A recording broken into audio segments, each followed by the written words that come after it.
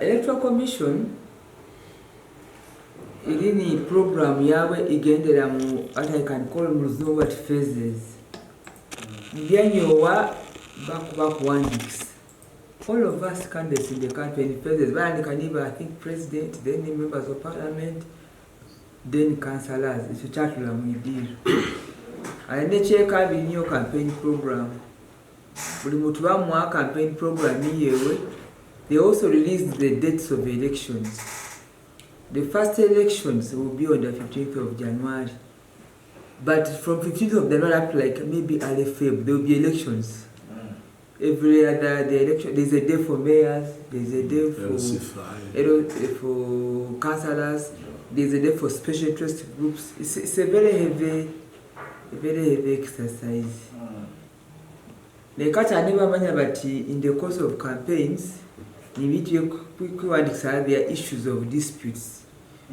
Either up to, from the national is the channel up to the local. Here we have in Mbale State we have an elections office. SB. You can take your dispute there, or there is the referral system. And some of the complaints are technical, like your names on the ballot paper or on the how you nominated, issues of academic qualifications. Now, if you want to protect candidates, you must have the mind of the devil's disciple. In view of the good thinking Ugandans, when you say you are Ugandan of a rightful mind, niyo batu bakagana munya of politics, the way you play game of football. Baganda bata mubikuli, bata mubinano.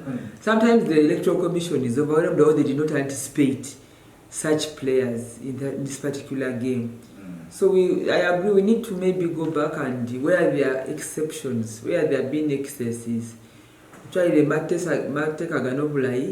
but also the rules and regulations, because not everything should be passed in law. I know it is administratively.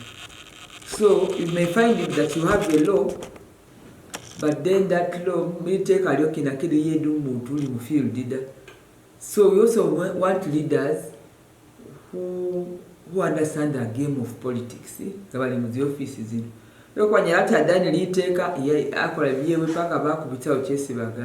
Then you run to court. Then so we need to have leaders who appreciate the nature of this game. That we are in a competition, the rules must be followed even administratively. That's an assault. Yes, now I've already undermined you among the voters. What's the police? We call a statement, and it's a civil crime. Back on the fine is, you know, for us even have crazy fines.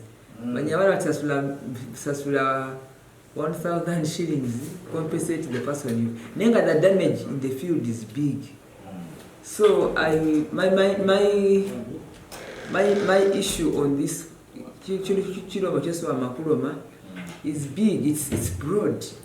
It is political, there is legal, but there's also the rules, the rules of the game.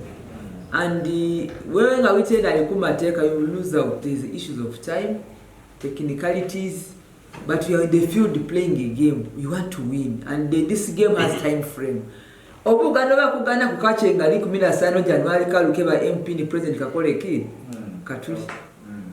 we have to be mindful of maturity in the politics, but also the community. Because I see people taking advantage of technicalities of the law, but the game is that let the best winner take the day. That is the principle. So that your contribution here say, I don't know whether the laws will help, but I think they fit the bill. I know nyalawaza kunya mupira nengi wewe or you are number 7 manya number nyinyi you are the zone of the numbers. I am not very familiar with football. No one awachenye yeye alikuwa nakuwa negesa mwinyao. He crosses from this side of the field, and there's nobody giving him a yellow card. There is nobody giving him a red card. When you're okay now, we call him quick fixes. Because you know I'm a lawyer. If the time you go to law to the court, the process is too long. But we need the quick fixes. I want to, supposing there was the law in football. If you have done something wrong on the field, they run to court. When was this game? The game of football is it 90 minutes? As an injury time, injury time. The vote is on 15th of January. So I think that when the electoral commission also there must be another layer. Or we must have election courts, zika traditional courts, because election. I want to idea about why they miss a of electoral nature. But the decision was after the deadline of the elections. That's how you have Bobo Kufuna. Uzemu court, if you have not been nominated, there's this problem. Then they tell that the ruling will be maybe when the nominations have closed. So there's a discrepancy, a variance. In fact, the one thing I'm going to push for are electoral courts. Okay. Yes, for referral. But the court, their work or tribunals, their work is to solve quickly election disputes. So that we them field nga time echiri kuwakoda.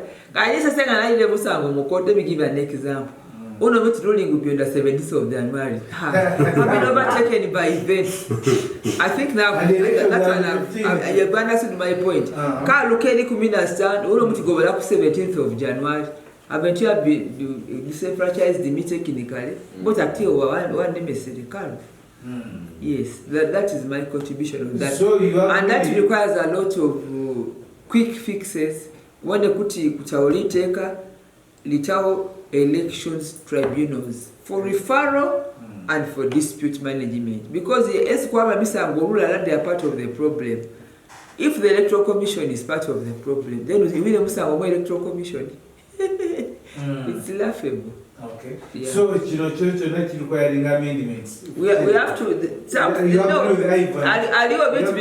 No, there's nothing to amend. We need to do new laws, new reforms. I think we can talk about reforms on new, because we don't have tribunals that we are going to amend. They are not there. They will be new, but we need them because of the experience. Well, I have a problem with these rules or the electoral commission. I bring a matter before court. When about ruling here 18th of January, when the vote is on 15th of January, and the court, it is very conservative.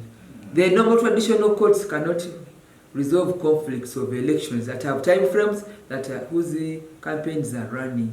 So kulinikula makuti akuza mujene elections kutewo tribunals which are recognized in the electoral laws. Oba we put the what you call electoral courts, which are time framed. You dissolve them until the next elections. You form new ones under the justice system. Okay.